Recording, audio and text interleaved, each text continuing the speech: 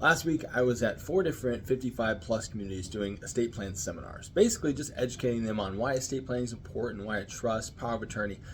And one of the questions that came up several times is, hey, if I have a payable on death with my accounts, do I need a trust? And there are some similarities, right? So a payable on death means that you can list beneficiaries. However, here's the limitations. Number one, it really only applies to bank accounts, investment accounts, maybe a 401k, and you can just list the beneficiaries. You can't say when they receive it. You can't say how much they receive, if there are things they can receive it for early, and if they have a drug or alcohol problem, you can't address that either. So that's the first thing.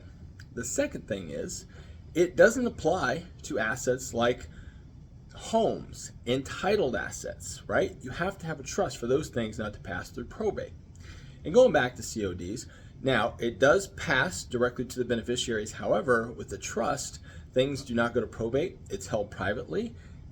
When it comes to a payable on death, it can still be contested. Doesn't mean that it's going to not go to your beneficiaries, but it can be contested, and there's a chance that it's not always going to go there. So is a payable on death good if you have a very, very simple life, maybe 1 or 2 accounts, just going to somebody, you don't own a home?